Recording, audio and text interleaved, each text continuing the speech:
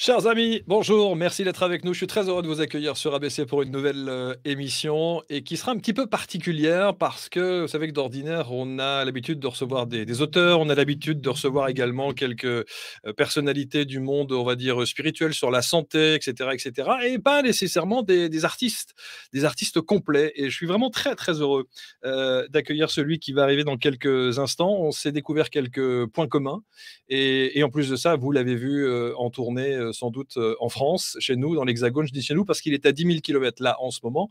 Et on va essayer de faire en sorte que la connexion fonctionne déjà. Et donc, il est en tournée encore pour quelques dates en France avec son spectacle Happy. Et puis, une autre facette sur l'aspect plus musical et artistique de cette personnalité que j'ai vraiment beaucoup de plaisir à recevoir. Anthony Cavana est mon invité. Salut Anthony! Salut Marc. Oui, d'habitude, on a l'habitude de recevoir des gens intelligents Non, et aujourd'hui, ben, on a un saltimbanque, oui, un clown. Il est à 5000 km d'ici. Oui, Anthony Cavana. Bonjour Anthony. Non.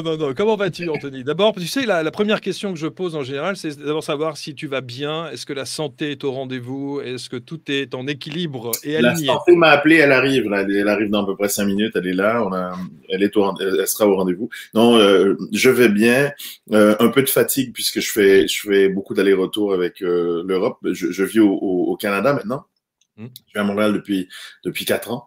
Donc voilà, c'est juste cette fatigue, mais je préfère ça que l'inverse. Je préfère avoir la fatigue du guerrier que d'être au chômage. J'ai été au chômage pendant 18 mois. Je suis passé de showman à chômeur et j'avais pas l'habitude de. C'est la première fois de ma vie que je bosse pas, en fait. Depuis en tout cas, que je bosse pas depuis 30 ans, je veux dire. Ouais. Donc ça a été dur et j'ai dû garder. Non, c'est bon, l'amour, tout va bien. C'est ma fille qui m'a apporté mon café. Et puis... Oh, quel petit amour. Merci mon amour. Ferme la porte s'il te plaît. Voilà. Merci. Comment elle s'appelle? Alice. Alice, mon pays, ma merveille. Ouais, évidemment. Non, je suis très très heureux de t'accueillir sur ABC parce que d'abord, je disais, moi je suis un inconditionnel de la première heure, je trouve que tu es un artiste complet. On va parler de ton parcours, on va parler aussi de ta dimension un peu spirituelle, essayer de voir un petit peu la profondeur d'âme d'Anthony Cavana, si je puis dire, si tu acceptes évidemment de te révéler. Et puis, voir également ton actualité. On a parlé de cette tournée qui continue, il y a des nouvelles dates encore pour terminer l'année au mois de décembre en France, en Belgique et en Suisse, si je ne m'abuse. Mais il y a une chose qui est intéressante, c'est que j'ai vu un classement. Est-ce que tu savais que tu faisais partie des 25 meilleurs humoristes de ces 50 dernières années? Oui, j'ai vu. Ça m'a beaucoup touché. Ça m'a beaucoup touché, hein, cette histoire d'amour avec. Ça a confirmé l'histoire d'amour avec la France. Bon, j'avais pas besoin de ça pour le confirmer, mais c'est sûr que ça fait chaud au cœur. Ça fait plaisir de dire, ben, après 23 ans hein, de relation avec la France. Et donc 23 ans et j'étais très touché quand j'ai appris ça.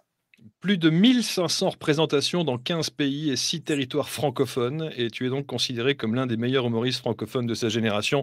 Et quand je t'ai vu sur scène plusieurs fois, quand j'ai vu que tu présentais les Energy Music Awards à l'époque sur TF1, on sentait bien qu'au-delà de la scène, de l'humour, on sentait bien que la musique avait une dimension très particulière chez toi. Et je me suis dit, ce type, il va sortir un truc, un de ces quatre, c'est obligé. Et ça vient. Et on va en écouter quelques extraits d'ici quelques instants. Un mot sur la musique? Eh ben, c'était un rêve que je chérissais depuis une trentaine d'années. J'avais sorti en France, mais ça c'est ça serait un sujet pour une autre émission. Mais j'avais sorti un album en français en janvier 2006. Ma dernière année des Energy Music Awards et c'était un album que Sony m'avait forcé à faire. Il voulait pas me laisser juste faire un album normal et m'amuser. Il fallait qu'il y ait un lien avec l'humour, un concept. Donc j'avais fait un show concept, concert, humour, comédie musicale, blablabla. Donc j'avais beaucoup de contraintes et là j'ai dit plus jamais quand je vais refaire mon album ce sera à mes conditions. Donc c'est moi le patron, je suis le producteur, j'ai engagé l'équipe. Et puis je me suis amusé surtout. Je me suis entouré de gens qui étaient passionnés, qui étaient des gens d'expérience et je me suis beaucoup amusé. Je l'ai pas sorti en France officiellement. Je l'ai sorti au Québec et en Suisse. Et pourquoi je l'ai pas sorti en France? Je connais ma France et tu la connais aussi. On aime mettre les gens dans des cases. Déjà, ça a pris 12 ans avant que les gens, pas le public, avant que les décideurs acceptent que j'étais multicarte. Parce que le public, lui, il aime ou il aime pas. Il y a pas de, il se pose pas toutes ces questions-là. Et donc, j'ai dit, je ne vais pas sortir cet album en France là parce qu'on m'a dit je comprends pas mais c'est un comique, je sais que la moitié des gens qui vont l'écouter, les décideurs vont faire quand ils vont voir mon nom, avant d'écouter ils vont dire bon c'est un comique, il se fait plaisir, se faire plaisir, c'est se faire plaisir dans le jargon du métier, ça veut dire que c'est pas sérieux et que ça doit pas être bon. Donc j'avais pas envie de me justifier à chaque interview pendant une demi-heure, ce qui n'arrive jamais ici au Québec, ni en Suisse. On me demande pas pourquoi tu chantes, on me demande pas plein de questions. Pourquoi tu chantes en anglais, pourquoi tu chantes, pourquoi ci, pourquoi ça. On me parle de l'album, on me parle de l'expérience, que l'expérience a été positive ou non. Donc Ceci dit, quand les gens vont entendre ces chansons-là, d'ailleurs, on peut les acheter sur. C'est disponible sur toutes les plateformes. Absolument. Vous pouvez même l'acheter. Absolument. Et je l'ai acheté. Bravo. Voilà. On va écouter quelques. Malgré tout ce qu'on m'a dit sur toi, Marc. T'es un mec bien. On va en écouter des extraits dans quelques instants.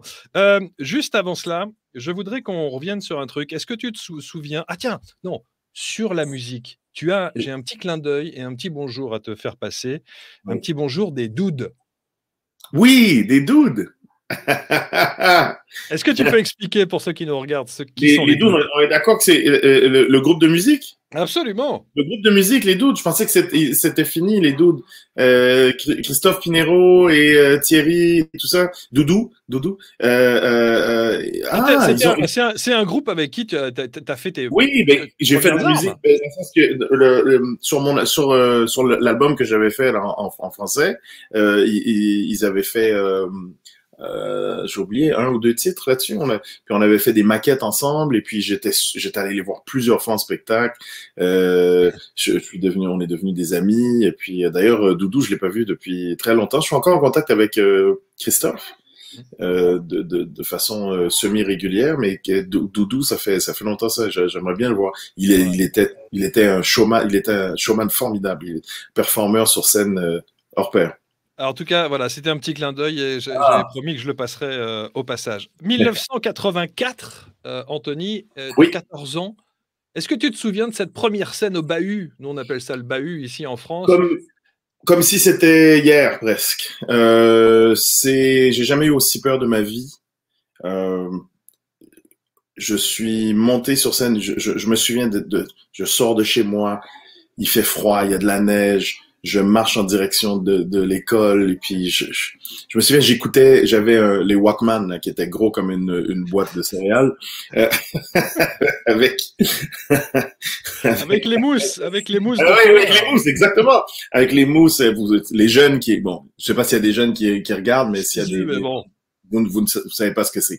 Donc, c'était gros comme une boîte de céréales. Là, il y avait ma cassette et je me souviens, j'écoutais Chaka Khan, Ain't Nobody. Ain't nobody loves me better.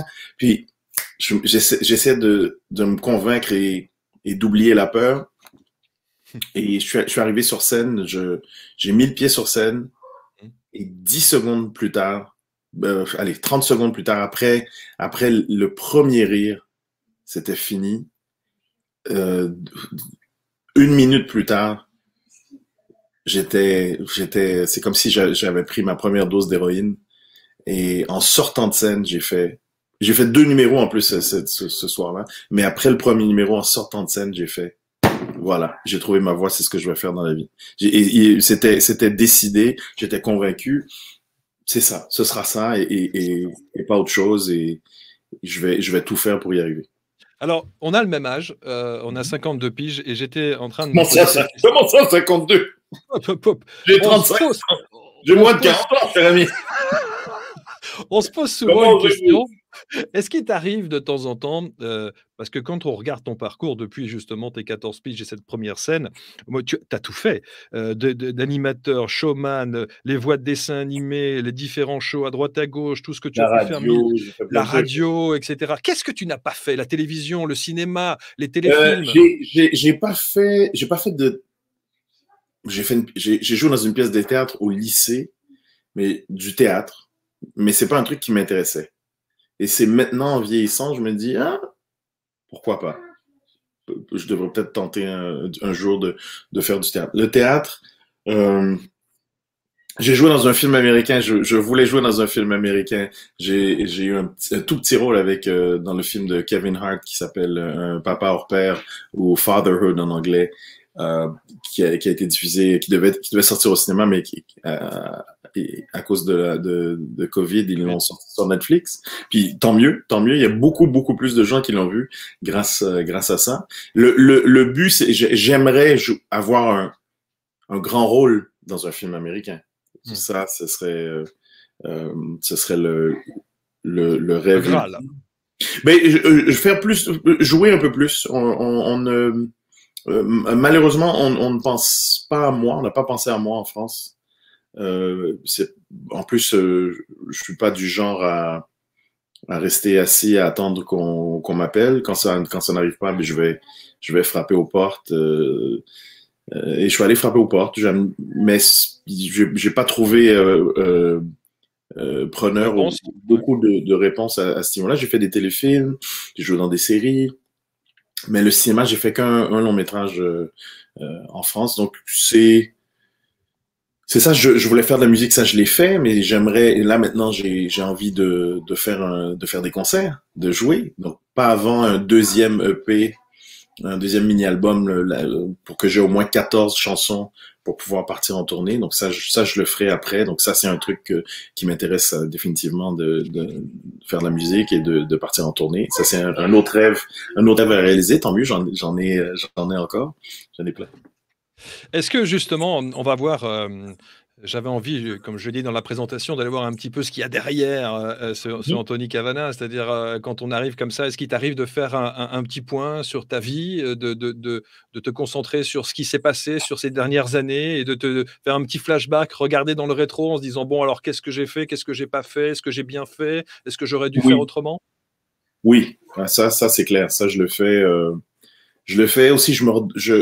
Je révise mes buts à peu près à chaque 6 mois, de me dire ok, est-ce que ça t'intéresse encore? Parce que quelquefois on n'a plus envie. Quelquefois, euh, oui, je regarde ce que j'ai fait. Avec du recul, on a toujours raison. Et je regarde ce que j'ai fait et j'essaie d'apprendre. J'ai appris un truc que j'ai appris avec le temps. Euh, bon, il y a pas d'échec, il y a que des leçons. Et il faut en fait changer cette définition de l'échec. Si je n'apprends rien, là, c'est un échec. Mmh. Mais dès que j'apprends quelque chose, c'est pas parce qu'un projet n'a pas marché ou pas parce que je me suis vautré sur scène ou un truc comme ça. Mais si j'apprends quelque chose, c'est pas un échec. C'est une leçon. Et puis la vie nous fait évoluer plus rapidement comme ça. Puis la vie va nous ramener le même problème avec un costume différent, elle va commencer avec, elle va nous pousser comme ça. Après, elle va nous donner un petit coup sur l'épaule, un coup de poing sur l'épaule. Après, elle va nous pousser très fort. Après, elle va nous gifler. Après, c'est un coup de genou dans la gorge jusqu'à ce qu'on appelle. Mais est-ce que sur l'instant présent de l'échec, tu te dis ça? Tu raisonnes de cette Oui, manière-là? oui, qu'est-ce qui est bon? Souvent, je me dis, qu'est-ce qui est bon là-dedans? Qu'est-ce que je peux apprendre de cette expérience? tout de suite parce qu'il faut tout de suite changer le point de vue d'une expérience, pas laisser cette expérience. Des fois, on prend des choses de façon beaucoup trop personnelle, puis il faut essayer d'avoir un petit peu de recul. C'est pas toujours évident, hein, mais je le fais. Puis comme j'ai fait de la PNL aussi, je suis devenu coach en PNL, ce qui m'a aidé aussi. Pendant le confinement, j'ai terminé le cursus là, de la formation dans PNL. J'ai fait mon maître praticien, mon coach praticien business, machin. Donc pendant le confinement, j'en ai profité. Il manque juste un truc. Je voulais apprendre à jouer un instrument, ou la guitare, ou le piano. Ça aussi, c'est un truc que je veux faire. Un instrument. Je joue avec ma bouche, mais je ne sais pas jouer d'un instrument. Je fais de la musique avec la bouche. Donc, c'est les 50 ans qui te font penser comme ça, raisonner comme ça, réfléchir comme ça, ou ça fait partie de ton éducation et tu as toujours été comme ça? J'ai toujours, bon, l'humain m'a toujours intéressé depuis toujours. Essayer de comprendre pourquoi on agit comme on agit, pourquoi moi j'agis comme j'agis, pourquoi les autres. Ça depuis toujours. Ensuite, comme j'ai eu des expériences assez... Bon, chacun a son lot de son sac à merde à trimballer, puis il faut apprendre à lâcher prise de ce sac et d'en tirer des leçons, d'ailleurs. Qu'est-ce que tu fais, toi, pour le lâcher prise? Ce que je fais, bon, plusieurs choses. Je fais de la cohérence cardiaque. Donc, cohérence cardiaque, le matin, là, je l'ai fait, j'ai fait il y a 2 heures. Ça dure 4 heures. On dit idéalement de faire ça 3 fois par jour. Donc, comment ils disent, 3, 6, 5. Donc, 3 respirations, 3 fois par jour, 6 respirations minutes pendant 5 minutes. Ça, ça m'aide, ça me fait un bien fou, la cohérence cardiaque, puisque ça connecte ton cerveau et ton cœur. Bravo, bonne photo. Le cerveau et le cœur, ça les connecte et ça équilibre pendant 4 heures. Donc, je le fais 2 fois par jour, le matin et avant d'aller me coucher. Quelquefois 3, je devrais le faire 3. Et j'ai réalisé que quand je le fais pas, je suis pas bien. Et tu le fais avec un accompagnement musical, avec un... Oui, j'ai une application cohérence cardiaque sur Internet, ça je le fais. J'essaie de méditer de temps en temps. J'essaie de méditer de temps en temps. Ça change beaucoup. Et faire un peu d'auto-hypnose. Je fais un peu d'auto-hypnose aussi. Ça aussi, j'ai appris ça en même temps que la PNL, l'auto-hypnose. Là, j'aimerais apprendre l'hypnose. Apprendre à hypnotiser les autres. J'en suis à mes débuts. De décrocher des réseaux sociaux et de la télé, aussi, très important. De pas commencer sa journée, de pas commencer sa journée avec le téléphone. Parce que si on commence la journée avec le téléphone, on commence la journée avec des mauvaises nouvelles, avec des messages, des trucs. Donc tout de suite, le cerveau, il se met en mode problème, résolution de problème. Premier truc que je fais quand je suis entre les bras de Morphée et le réveil, je pense à 2 choses pour lesquelles je suis fier. 2 choses que j'ai fait dans la veille ou dans les 7 derniers jours. Ça peut être un tout petit truc, de rien du tout. Ça peut être un gros truc. OK, 2 trucs que j'ai aimé faire ou que j'ai aimé. Encore une fois, des trucs tout simples. 2 personnes que j'aime et qui m'aiment. Et 2 trucs qui m'ont fait rire. Je commence ma journée avec ça. Avec ces pensées-là. Avec ces pensées-là. Donc tout de suite, faut donner un cap à son cerveau. Le cerveau, faut absolument donner un cap dans la vie à son cerveau. Le cerveau, c'est un chien fou. Le cerveau, il est pas là pour te rendre heureux, il est là pour te protéger. Donc, il faut lui donner des instructions claires. Ensuite, il y a ce qu'on appelle le système d'activation réticulaire du cerveau. Le cerveau, il va chercher. Exemple, tu vas acheter une voiture, tu as le modèle en tête, tu as fait tes recherches. Tu vas acheter tel modèle, la voiture est bleue, soudainement, c'est bizarre, toute la journée, tu vois ces voitures-là dans la rue. Vrai. Parce que tu as donné attention. Ce sur quoi tu te focalises, tu vas le trouver. Si tu penses que t'es con, tu seras con. Si tu penses que t'es intelligent, tu seras intelligent. Tu attires ce que tu veux parce que tu es. Voilà. En gros, tu attires ce que tu veux parce que tu es. Donc, j'essaie, je me donne quelquefois, ça dépend des jours, je me donne comme mission. Exemple, je me dis, moi, je suis chanceux. Je suis un mec chanceux. Cerveau, prouve-moi que je suis chanceux. Puis là, il cherche toute la journée. Ah, t'as vu, t'as eu ça, t'as de la chance. T'as vu, t'as eu ça, t'as de la chance. T'as vu, t'as eu ça.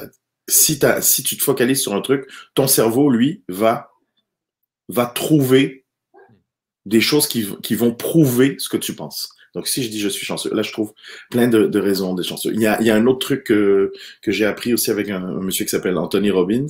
Pas personnellement, il m'a pas appelé Tony salut. Robbins, Tony Robbins, le grand Tony Robbins. Eh oui. Tony Robbins, il appelle ça le priming. Donc, c'est se préparer, si on veut, pour la journée. Donc, ça aussi, je fais ça.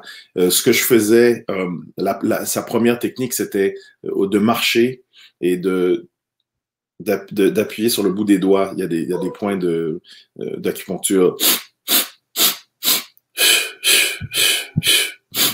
En marchant 3 minutes comme ça. Après, je faisais 3 minutes de gratitude en commençant par moi et en élargissant le cercle. Après, ma famille, mes proches, le monde, la chance que j'ai une maison, j'ai un toit, j'ai mangé, aller loin, la technologie, regardez la technologie. Maintenant, aujourd'hui, je peux te parler, Marc, t'es à 5000 km et puis on peut se parler. Je commence par ça. Après, je passe de la gratitude. Ensuite, c'est quoi le deuxième? Gratitude. Ah oui, c'est ça. Donc, je commence par ça, marcher, gratitude. Et ensuite, je pense à quelque chose, à 2 choses que j'aimerais faire ou que j'aimerais réaliser. Et je fais comme si c'était déjà fait. Donc, tu projettes la réussite de ce que tu souhaites. Comme si c'était déjà fait. Je vois ce que je vais voir une fois que c'est réalisé. Après, mais après que ce soit réalisé.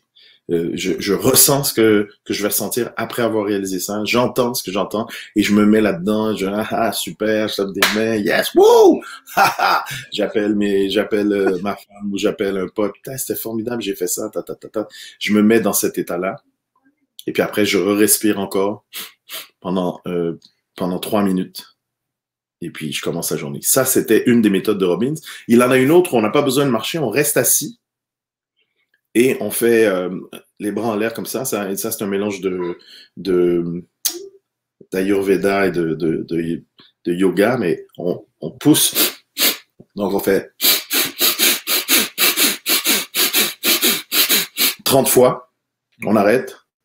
30 fois, on arrête 10 secondes, 10-15 secondes. On ressent le changement à l'intérieur. Un autre 30 fois, on arrête 10 secondes. Et là, on se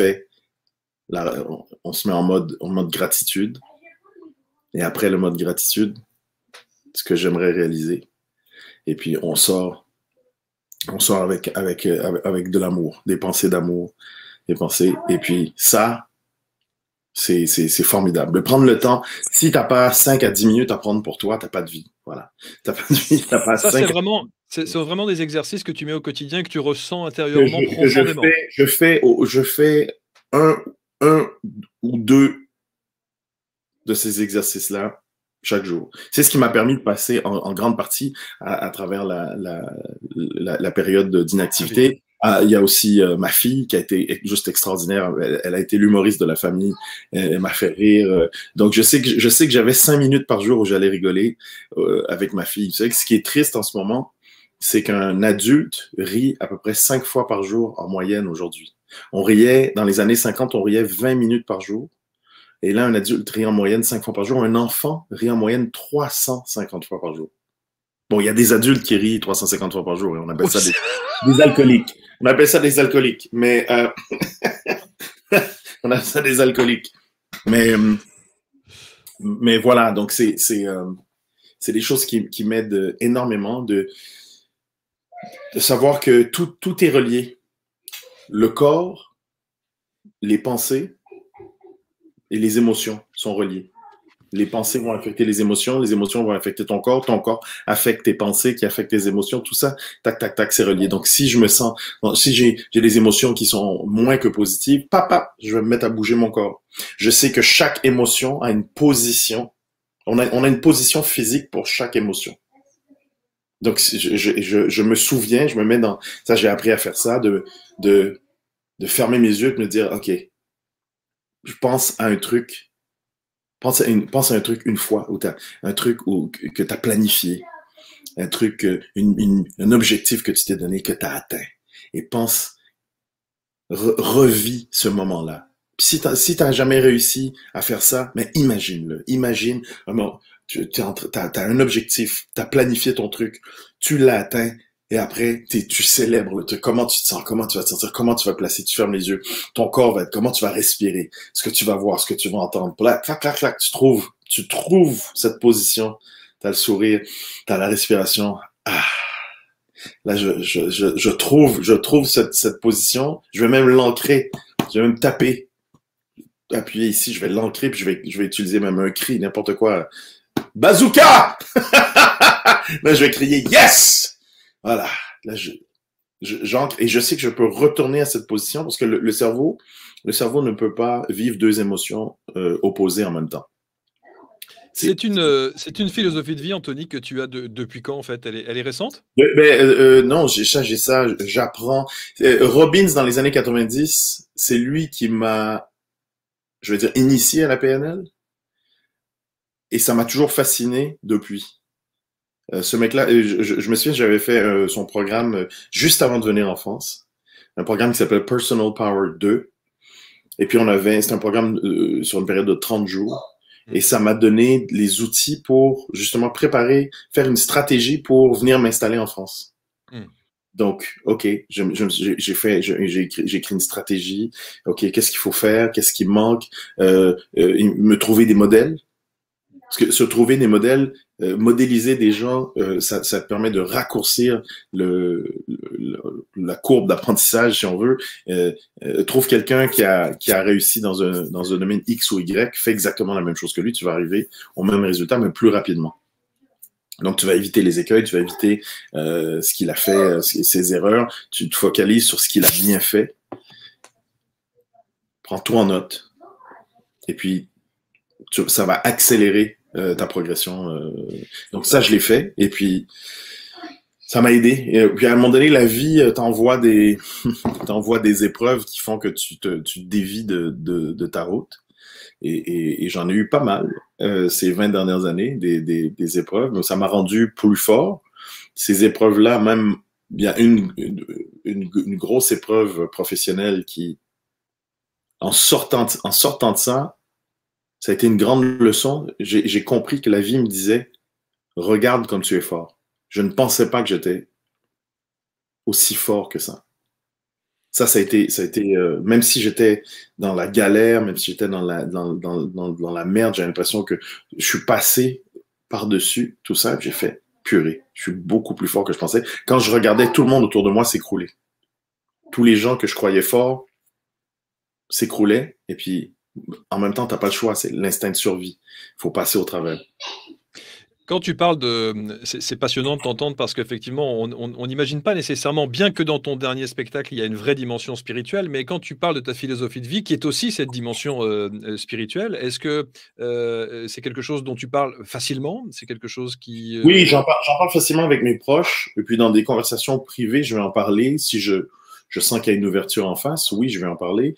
Dans le spectacle précédent qui s'appelait Showman, justement, au début de la création de ce spectacle, je me disais, j'en ai marre de montrer que la moitié de ce que tu es, de ce que je suis.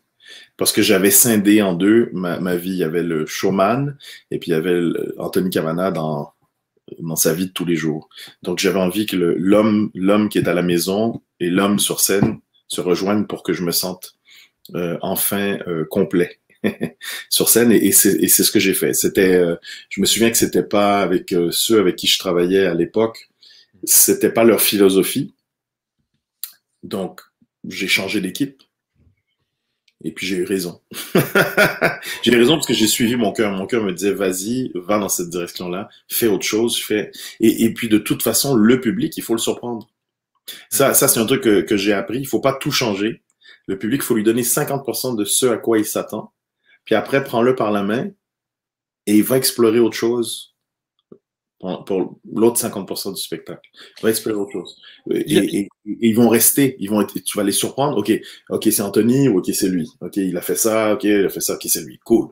Maintenant, allons voir ailleurs. Allons voir autre chose. Comme ça, moi, ça me permet d'évoluer en tant qu'artiste. Puis, je peux surprendre les gens. Puis après, ils reviennent voir le prochain spectacle en se disant, voilà. Alors, il y a une autre facette de toi qu'on n'imagine peut-être pas. Et la question qu'on pourrait se poser, c'est d'abord, est-ce qu'on peut rire de tout? Est-ce qu'on peut rire de la mort? Est-ce qu'on peut rire de la spiritualité? Est-ce qu'on peut rire lorsqu'on parle de l'âme? Et je crois que oui, puisque dans tes spectacles, tu y fais référence. Exactement. Le dernier spectacle, ça commençait avec ma mort, le spectacle précédent. Et dans ce spectacle, le spectacle Happy, je dis qu'on faut rire de tout, faut rire. Voilà. On est devenu une société, mais hyper sensible, trop sensible, où la moindre vanne, et puis il y a un groupe qui est choqué, et puis on envoie une pétition, et puis c'est pas possible, et puis une société qui peut pas rire d'elle-même, c'est une société qui est vouée à l'échec, à la perdition. Il faut pouvoir rigoler. Voilà. On sait que c'est de l'humour. La personne qui est sur scène, quand tu vas voir un humoriste, c'est souvent je commence mon spectacle avec celui-là justement avec les consignes de sécurité, comme si on était dans un avion, et je dis aux gens, voilà, là c'est un show d'humour, il y aura ça, il y aura des types de vannes. Si vous n'êtes pas prêt, hein, pas prêt à rire de tout, vous pouvez sortir maintenant. C'est pour tous les autres, allons-y, go, on y va. Donc les gens qui viennent voir un show d'humour et puis qui sont choqués, ça m'énerve. Je le dis souvent, ça m'énerve. De plus, les gens qui viennent faire un show d'humour, qui rient de tout le monde, sauf d'eux-mêmes, ça m'énerve encore plus. Parce que ça aussi, ça m'est arrivé. Ce que je fais souvent dans mon spectacle, c'est, bon, je ris de moi-même, en premier, faut rire de soi, mais je ris de tout le monde. Donc, il n'y a personne qui peut dire, oui, mais il s'acharne sur telle personne, il s'acharne, oui, il a dit telle chose. Non, tout le monde y passe. Parce que, voilà, c'est ça la société. Puis, il faut qu'on retourne à ça, de pouvoir rire de tout. Voilà. Sur la mort, le sujet de la mort, est-ce que d'abord, j'ai eu la chance de voir il y a quelques instants ta petite fille qui a 5 ans. Est-ce que ce sont des sujets que tu oserais aborder avec tes enfants?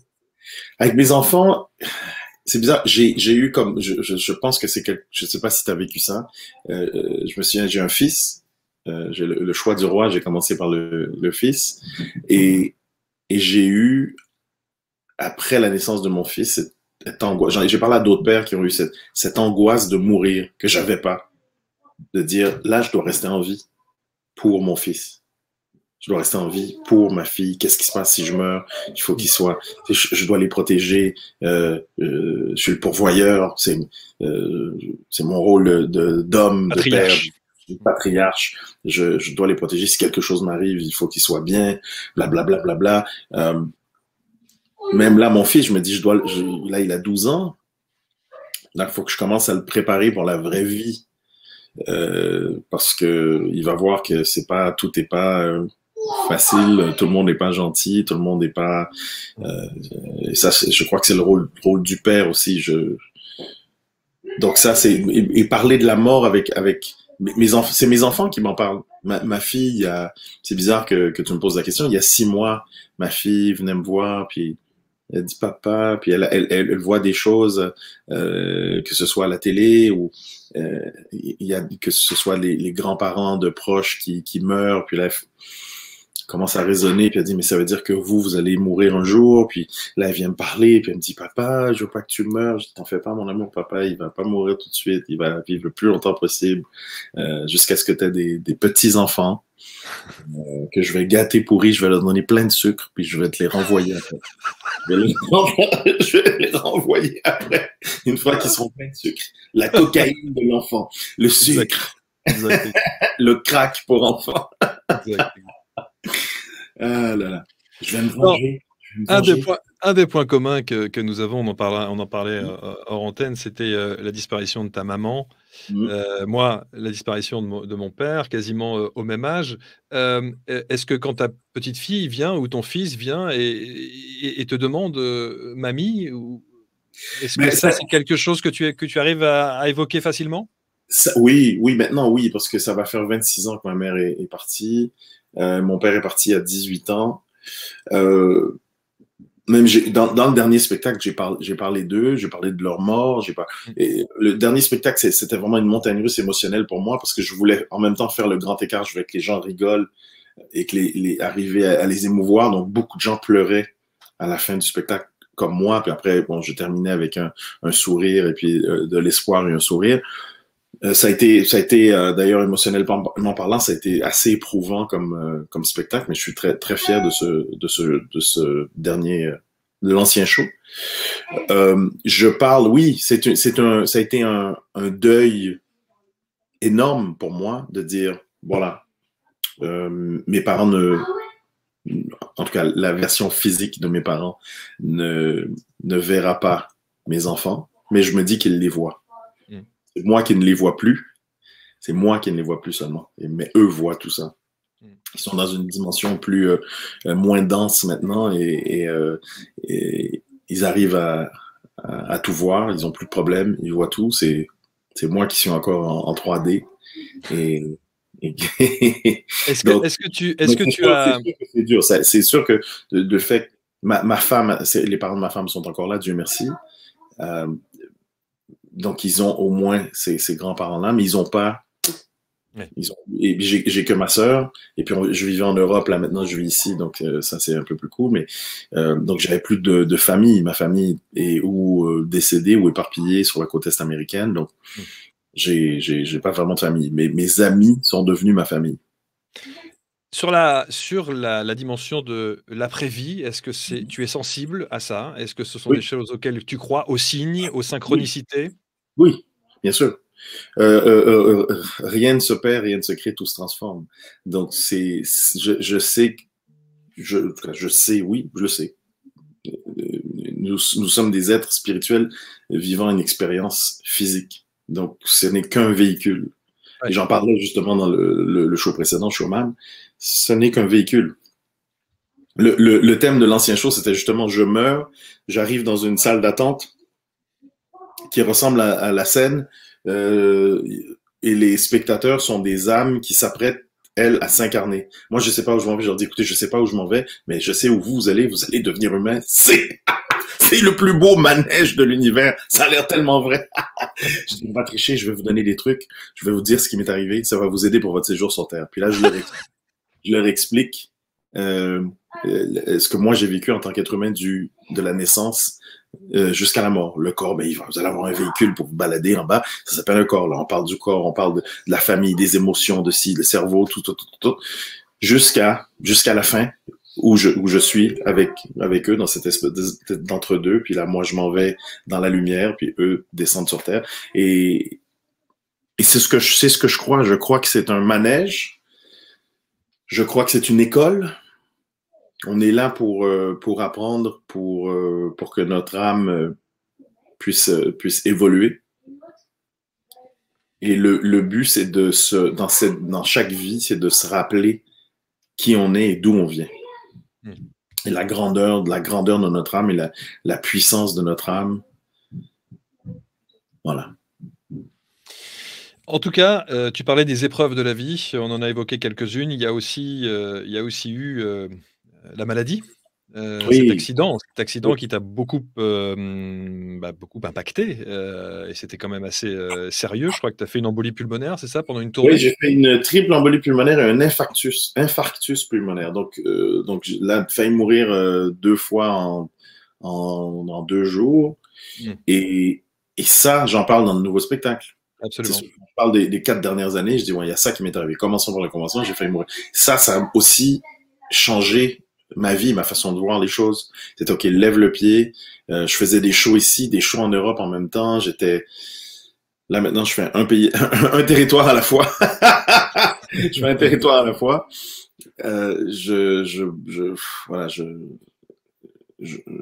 pas avec de la drogue ou des trucs comme ça, mais je brûlais la chandelle un peu par les deux bouts.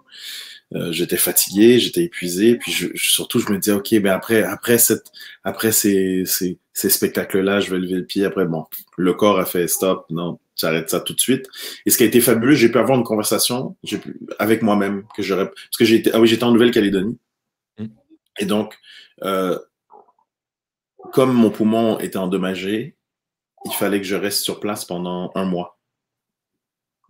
Et c'était la période des fêtes, on était en décembre, donc j'ai pas pu passer les fêtes avec ma femme et mes enfants. Yes! Pas de cadeau acheté! J'ai tellement économisé cette année. Donc, non, mais ça a été, c'était vraiment pas évident. Heureusement qu'il y avait, on était au soleil. Et puis, j'ai été, allez, on va dire, semi-seul, puisque j'ai mon administrateur de tournée qui est maintenant mon coproducteur et qui est le parrain de mon fils, qui est resté une partie du temps avec moi là-bas. Donc, je le voyais pas tout le temps, mais il venait me voir, il a aidé, il était le lien entre ma femme, les compagnies d'assurance, tout le monde.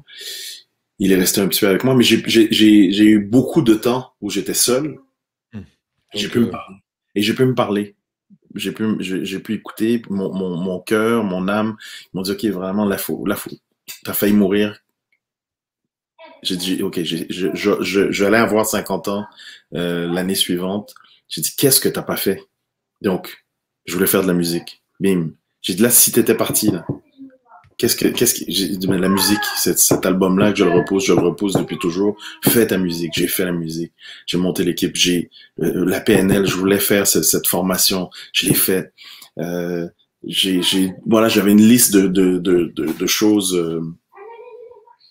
que je voulais faire et que je continue, que je continue à faire. Donc ça a changé ma vie aussi. Ça a changé ma vie, mon regard sur la vie. Et c'est un autre exemple de ton corps, le mal a dit. le corps qui parle, le corps qui te dit attention. Stop. Stop. Ouais. Alors, justement, pour la musique, on va faire une petite parenthèse là, avec justement des extraits. J'avais sélectionné 2 extraits parce que je voudrais vraiment que vous entendiez, si vous ne connaissez pas encore l'univers musical d'Anthony Cavana, comment vous dire, je pense que sur scène, ça va être absolument exceptionnel et il faudra le voir. Je vous propose ce premier extrait, c'est No Man Ever Told You. Alors, pardon hein, pour l'accent, parce que, alors, évidemment... No Man Ever Told You. Oui. Yeah! Voici un petit extrait. J'étais sous morphine à l'hôpital, vous savez, c'est pour ça, c'est tout un univers. Regardez, un extrait du clip et de cette musique qui est entêtante. C'est ça le succès et c'est comme ça que l'on reconnaît un tube. Ça vous reste dans la tête et vous avez ça pendant des heures. Écoutez. I got you in the morning, loving you for the rest of my life. I won't lose another evening, never gonna change my mind. No man ever told you. I said no man ever told you.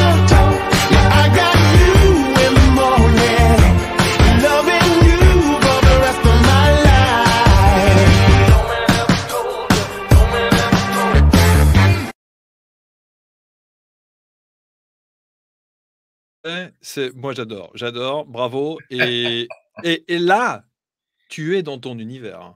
Ah oui, vraiment, oui. Vraiment, ça se sent. Ce titre-là, c'était justement pour donner la patate. Ça réveille. Le matin, go, on met ça dans la voiture, Absolument. Je voyais justement je voyais des femmes en train de se brosser les dents en train de s'habiller dans le dressing. Le jus d'orange, dans la voiture, la décapotable, yes! Comme l'autre titre que tu m'as dit que tu vas faire jouer, même chose, il est plus actuel. L'autre, c'était un peu un hommage à la Motown, le titre précédent. Là, c'est un titre un peu plus actuel, un son plus actuel, je veux dire. Ouais. I Choose You. C'est le même principe, I Choose You. Ça, c'était, j'ai dit, on sort d'une période chelou. J'ai dit, là, je veux un truc léger. pas prise de tête, une histoire sur un coup de foudre. Voilà, c'était ça. Écoutez.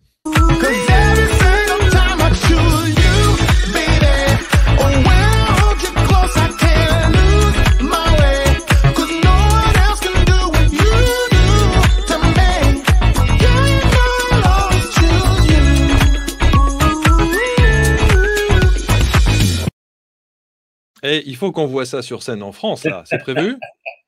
Non, pas pour l'instant. Tant que j'aurai pas fait le deuxième, le deuxième EP, il y aura pas de spectacle. En revanche, cette chanson que tu viens de jouer, c'est le générique de mon nouveau show. Ah, super. C'est le générique du nouveau spectacle. Peut-être que j'intégrerai une autre chanson dans le show. Je vais voir. Je vais peut-être d'ailleurs. Je réfléchis à ça, peut-être faire jouer le P avant le spectacle, pendant que les gens attendent. Je sais pas.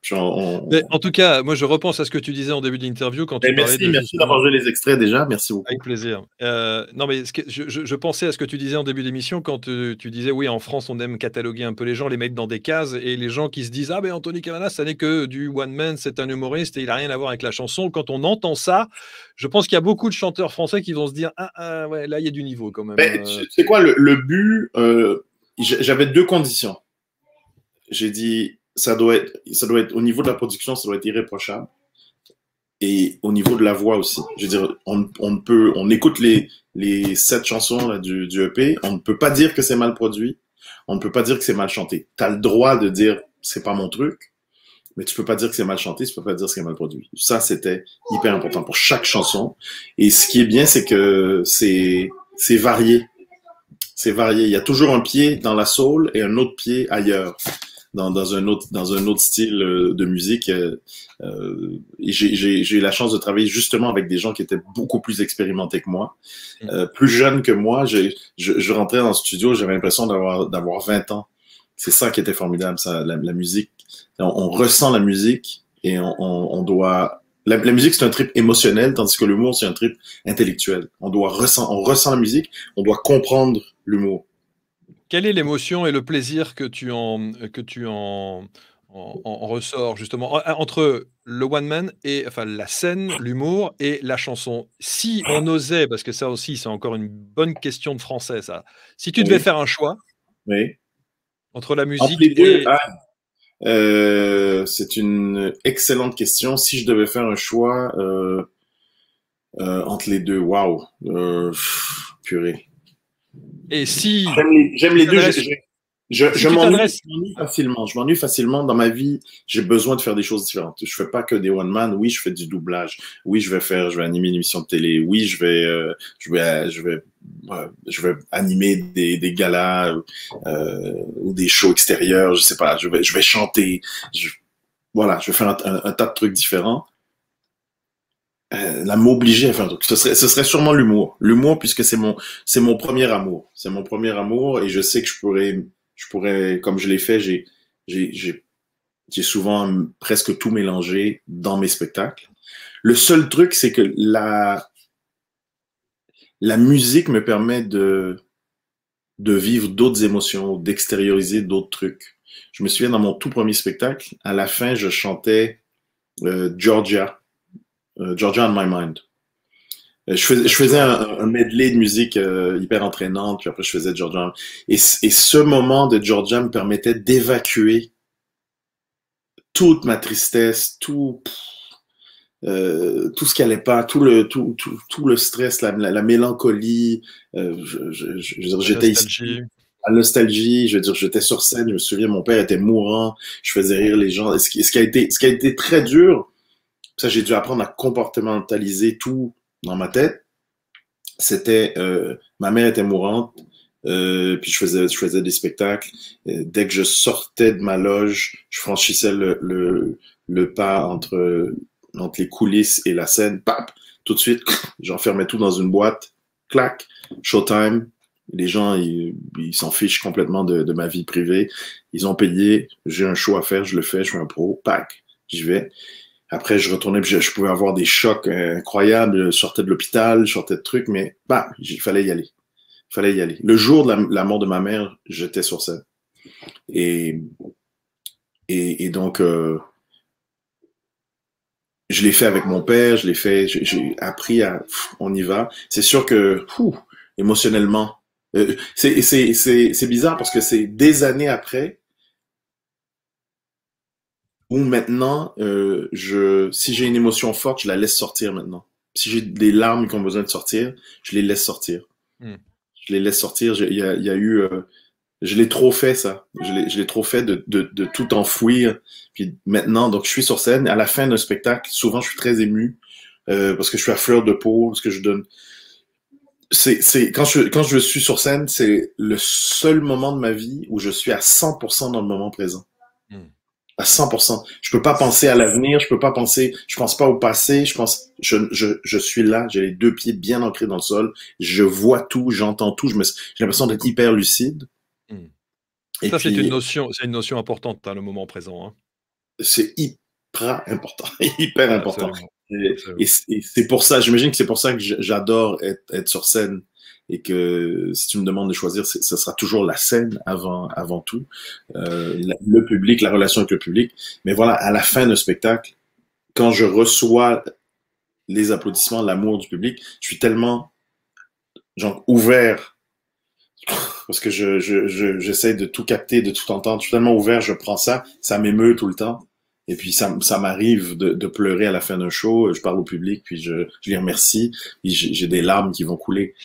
Et tu sais, c'est extraordinaire parce que oui. pardon Anthony, c'est extraordinaire parce que j'ai eu l'occasion de présenter aussi quelques galas et la notion, enfin ce qu'on demande à un présentateur, et tu le sais mieux que personne, c'est d'arriver quelques minutes, de lancer son invité et puis de repartir. Cette frustration de devoir quitter la scène. Et je me dis, quand j'entendais des très grandes dames comme Dalida qui disaient « moi je veux mourir sur scène », cette phrase, elle a du sens. Et je peux comprendre à quel point les artistes, lorsqu'ils sont sur scène, il peut tout leur arriver, mais cet instant-là, ils le vivent à 1000%. Ça, c'est vrai. En plus, on a voilà, décharge de dopamine, de sérotonine, on a la totale. Justement, c'est comme c'est de l'héroïne, là. On est. Donc, clair. Quand on n'a plus ça. Donc, j'ai compris aussi en faisant des recherches et puis en regardant des documentaires puis en lisant des trucs sur la neuroscience qui expliquaient d'ailleurs pourquoi beaucoup de grands artistes sombraient dans la drogue. La dépression. Parce que, oui, dépression, drogue, c'est parce que ils sont sur scène. Puis, les gens qui jouent devant 20 000 personnes et plus, puis là, wow, ils ont tout cet amour, le corps, la décharge. Et puis après, à la fin de la tournée, il n'y a plus ça. Le corps est en manque, l'artiste. Donc, il remplace ça avec de l'alcool, de la drogue, pour essayer de retrouver cette euphorie qu'il a sur scène. Voilà.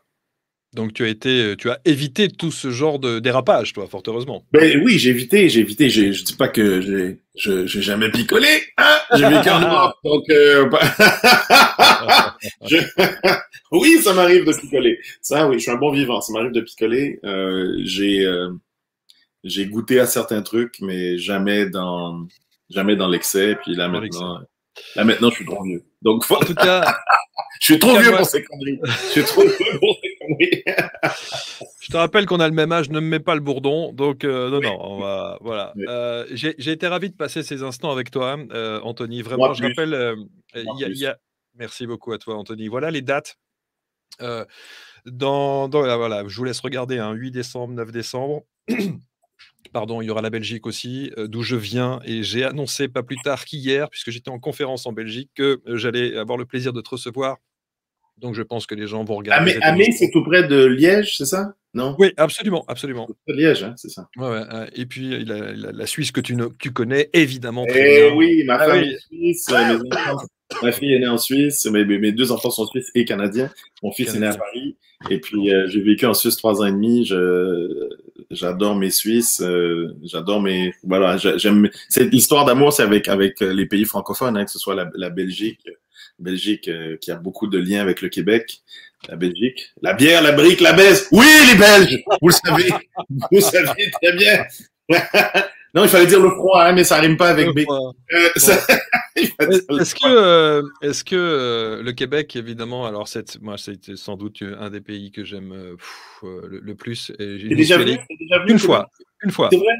Une seule fois, et je pense qu'il y a 2 ou 3 ans, Il y a 2 ou 3 ans. pour des conférences justement, et j'ai été halluciné de voir à quel point ce peuple a une gentillesse, un accueil, l'amabilité, l'humilité. Ça m'a profondément touché. Et nous, irréductibles Gaulois que nous sommes, hein, on a vraiment, vraiment, vraiment à s'inspirer et à regarder un petit peu ce qui se passe dans d'autres pays francophones, la Belgique. Les vrais irréductibles Gaulois, ce sont les Québécois. Hein. On est entouré de 350 millions d'anglophones. Au lieu des Romains, c'est des anglophones. Et puis, ils ont réussi à survivre... à continuer à parler français déjà après ces 3 siècles de domination anglophone. Donc et c'est vrai, la plus grande richesse pour moi du Québec, ce sont les Québécois. Incroyable. C'est cette gentillesse. Ma femme est tombée folle amoureuse maintenant du Québec. Elle se sent aussi québécoise. Elle est très heureuse ici. Puis je suis fait, yes, tant mieux. En tout cas, heureuse, vie heureuse. N'oubliez jamais, messieurs. Hein, j'attendais. Pension coûteuse. Femme malheureuse, pension coûteuse. N'oubliez pas. Voilà, donc les dates, allez voir bien sûr Anthony en spectacle, écoutez son dernier album, qui est absolument sublime et qui va vraiment, alors ça, quand on parlait justement des petites choses à écouter, des petits exercices à faire en se levant le matin ou avant de se coucher, je pense que cet album fait partie de ces exercices que l'on peut se mettre dans les oreilles. Pour avoir la patate, chaque chanson a un thème, chaque chanson a une raison d'être. Il y a une chanson justement qui s'appelle Let You Go, et puis c'est lâcher l'ego. Il y a une chanson qui s'appelle Got It, et c'est accepter sa part d'ombre et justement de marcher au milieu, d'accepter sa part d'ombre, de pas être toujours je suis gentil, mais non, faut être gentil. Non, l'être humain n'est pas toujours gentil. On est dans un monde de dualité et il faut marcher au milieu. Et tu dis d'ailleurs, tiens, sur l'ego, tu dis lorsque votre ego est aux commandes, vous pouvez facilement vous perdre, qu'on soit humoriste ou pâtissier. On a tous de temps en temps des soucis d'ego, et en ce qui me concerne, c'est la musique qui m'a toujours aidé à m'ancrer et à m'aligner. C'est exactement, c'est totalement ça. Tu lis dans mes pensées. Tu es le mesmer. Tu es belge ou français? Français. Tu es le mesmer français. Français. En tout cas, j'étais... Mesmerde. Tu es Mesmerde. Le cousin alcoolique de Mesmer. C'est ça, exactement. surtout moi qui n'ai jamais bu une seule goutte d'alcool de ma vie. Pauvre toi, pauvre malheureux. Il paraît, tout le monde me dit ça. Tu manques tellement de beaux moments. Merci infiniment, Anthony. Merci infiniment pour cet instant. J'ai passé un moment extraordinaire. Salutations à tous les téléspectateurs, je vais dire téléspectateurs ou spectateurs. J'ai passé un excellent moment. Si toutes les interviews se passaient comme ça, j'en ferais plus. Voilà. C'était pas de la promo, c'est qu'un bel échange entre 2 êtres humains, et tu es un très, très bel homme, quand je dis dans le sens le pur, je n'ai pas envie de toi, mais je te laisse mon numéro quand même. Je pourrais changer d'avis. Mais non, c'est un bel humain, et ça m'a fait vraiment plaisir. J'ai même pas vu le temps passer. Ça fait déjà une heure. Ça fait une heure, absolument. J'espère que les gens ont aimé notre échange. J'en suis sûr. Moi, je les aime. En tout cas, sinon, c'est pas grave. Moi, je les aime. Et nous aussi. On te le rend. À bientôt. Merci, Anthony. Merci. Bye.